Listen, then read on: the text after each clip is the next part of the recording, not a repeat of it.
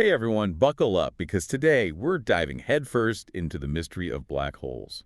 You guys sent in a ton of awesome stuff about these cosmic enigmas, and, well, we're here to unpack it all. It's amazing, how much we've learned about black holes. Like, we've gone from just imagining them to actually seeing them. It's really incredible. It's like science fiction is becoming science fact. Uh, But, got to start with the basics. What exactly is a black hole? I think a lot of people probably picture, I don't know, a literal hole in space, like a giant vacuum cleaner sucking everything up. yeah, that's a common misconception. But Yeah. it's way more bizarre than that. A black hole isn't empty space. It's actually an object. And it's so incredibly dense that it warps, like the fabric of space and time around it. Imagine trying to squeeze something as massive as the sun into a space the size of a city. Whoa, whoa, whoa, hold on. So you're saying it's not empty, it's actually packed with stuff. What kind of stuff are we talking about here?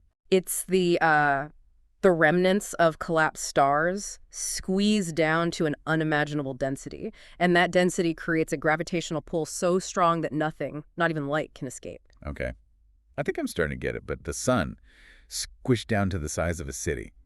That's kind of hard to wrap my head around. It's mind-boggling. To put it in perspective, imagine trying to lift just a teaspoonful of black hole material. Hmm. You know what? It would weigh billions of tons. Billions of tons Mm. in a teaspoon. Okay, my mind is officially blown. So there's more than one kind of black hole, right? You got it. You've got your stellar black holes, which form when massive stars collapse at the end of their lives. They're, relatively small. Maybe 10 times the mass of our sun. 10 times the sun is small. Wow. They're Well, compared to supermassive black holes, yeah. These behemoths are millions, even billions of times heavier than our friend. billions. That's insane. Where do these, like, monster black holes even hang out? Right at the heart of most galaxies, actually, including our own Milky Way. Seriously. There's a supermassive black hole in our galactic backyard. You bet. Don't worry, though. It's millions of times farther away than our sun. Scientists think these supermassive black holes probably formed from mergers of smaller black holes over billions of years. Can you imagine the cosmic collisions it took to create something that massive? Talk about a show I wouldn't want to miss. Yeah. Okay, let's go back to this whole warping space-time thing for a sec. What does that even mean? And how does it affect things around a black hole? Well, that's where the event horizon comes in. It's like the boundary around a black hole, the point of no return. So cross that line, and you're stuck there forever. No escape. Exactly. At the event horizon, the gravity is so strong that you'd need to travel faster than light to escape. And as Einstein taught us, nothing can do that. Right, the ultimate speed limit. But wouldn't crossing the event horizon be some kind of crazy, violent experience? Here's the weird part, actually. Crossing the event horizon itself, you probably wouldn't even feel it. You'd just keep falling inwards. Wait, really? No drama? No, like, spaghettification? Nope, nothing like that. But here's the catch. Someone watching you from a safe distance would actually see you slow down and fade away as you approach the event horizon. Slow down. Fade away. Why would that happen? Because of time dilation, that intense gravity, it actually warps time itself. Imagine you're hanging out near a black hole and I'm back here on Earth. Time would pass slower for you relative to me. Hold on, are you telling me that if I spent, like, a year near a black hole when I came back to Earth, way more time would have passed here? Exactly. It could be decades, centuries even. A year for you could be lifetimes for everyone else. In a way, black holes are like natural time machines, albeit a one-way trip to the future. Okay, that's officially mind-blowing. But wait, I thought black holes were inescapable voids that swallowed everything up. How could anything, even radiation, escape from them? You're thinking of the classic black holes, but Stephen Hawking, he kind of threw a wrench in that with his theory of Hawking radiation.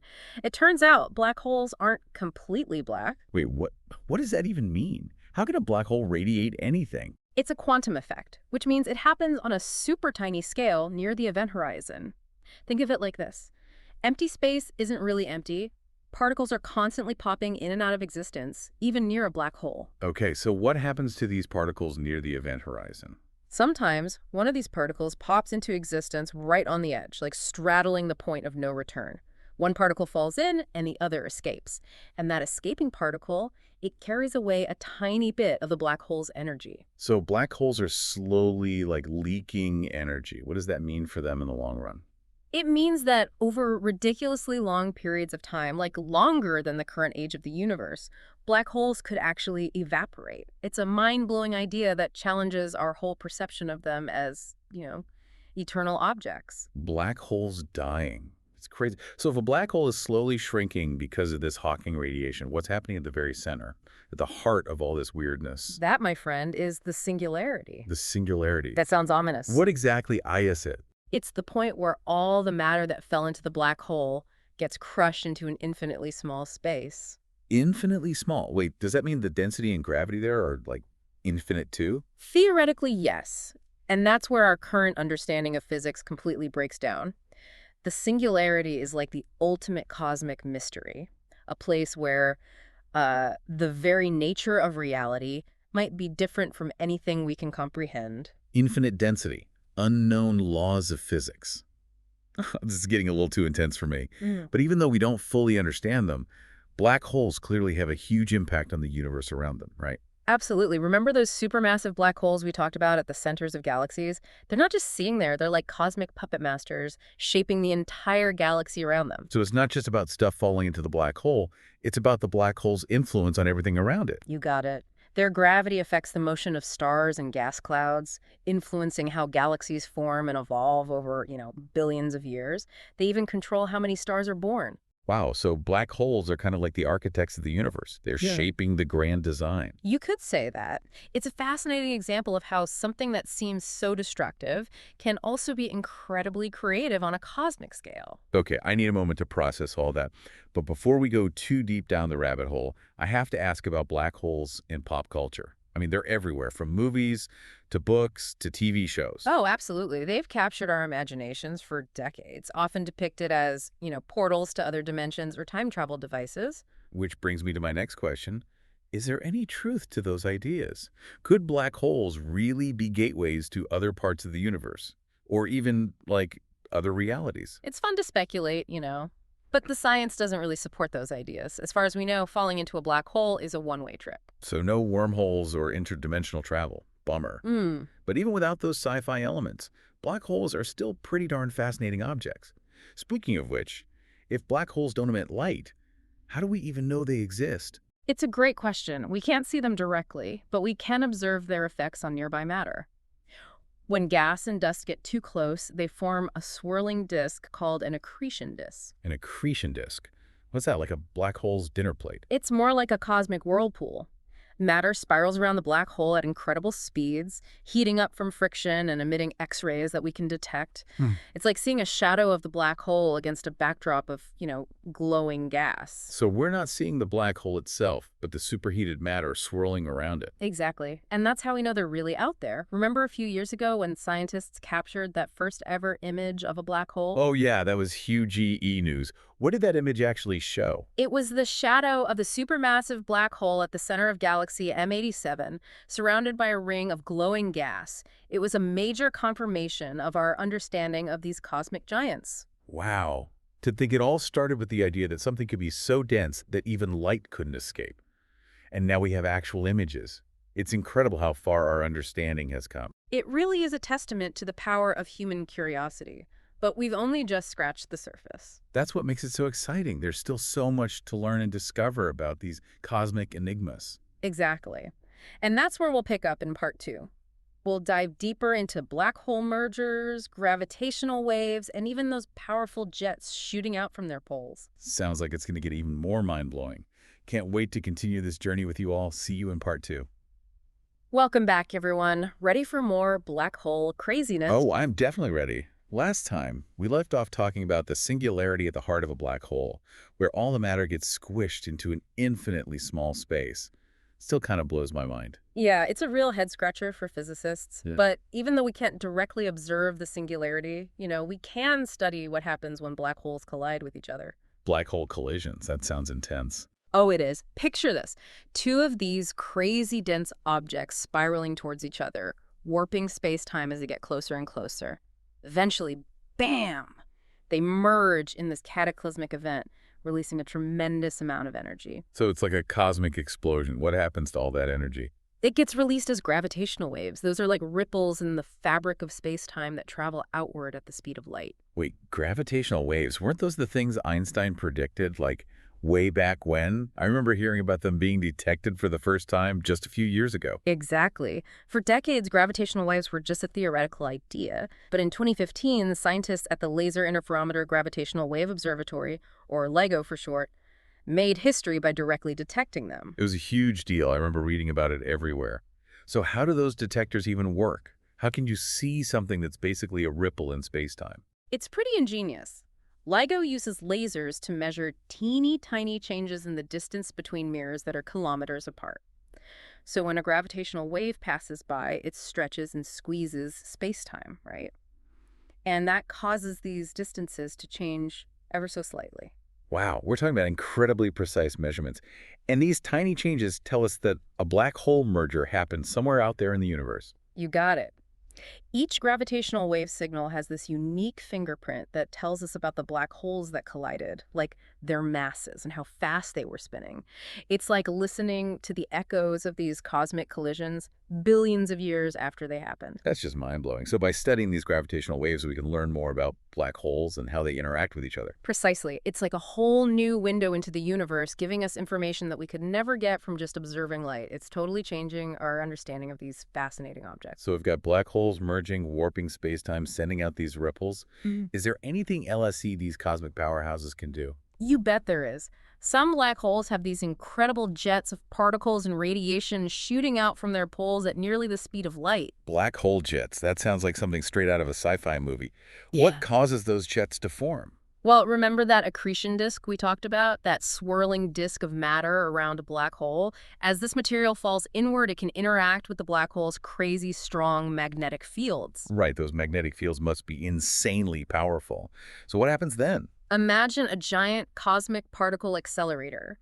The magnetic fields channel some of the infalling matter and energy into powerful jets that blast out from the black hole's poles. So these jets are like cosmic fire hoses, spraying out matter and energy across vast distances. That's a great way to put it. These jets can extend for millions of light years, influencing the surrounding galaxies and shaping the intergalactic environment. Millions of light years. Okay, that's just insane.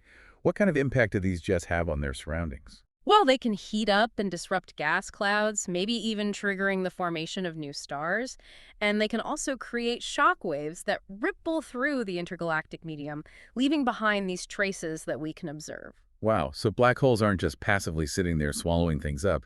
They're actively influencing the evolution of galaxies and shaping the universe around them. Exactly. It's this constant interplay of creation and destruction, this cosmic dance that plays out on a grand scale. It's all so incredibly complex and interconnected.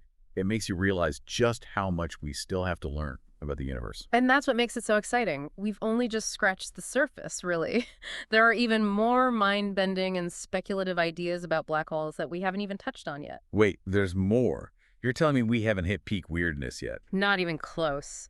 Buckle up, because in part 3, we're going to dive into the truly bizarre white holes, wormholes, and even the mind-blowing possibility that our entire universe was born from a black hole. Whoa, hold on a second. I need a minute to process that. Yeah. Black holes giving birth to universes. Now we're talking cosmic level mind-blowing. Okay, so we're back.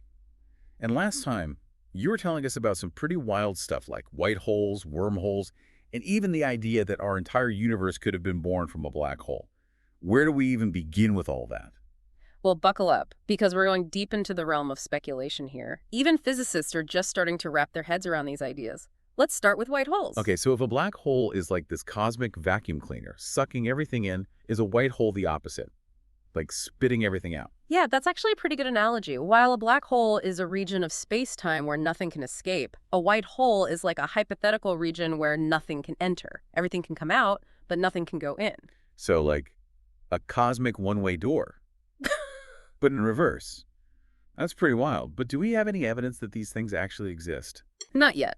They're still purely theoretical, coming from some solutions to Einstein's equations of general relativity. But, that hasn't stopped physicists from exploring what they could mean if they do exist. Right. So what are the implications? Could they be connected to black holes somehow?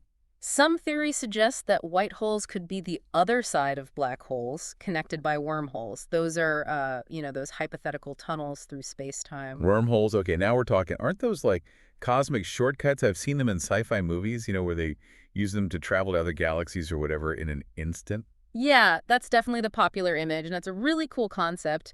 But in reality, if wormholes even exist, they might be super unstable, like impossible to actually travel through. The physics behind them is crazy complicated. Okay, so maybe hold off on booking that interstellar wormhole cruise for now. But, I'm still curious. If you were to, somehow enter a black hole, could you pop out of a white hole somewhere else in the universe?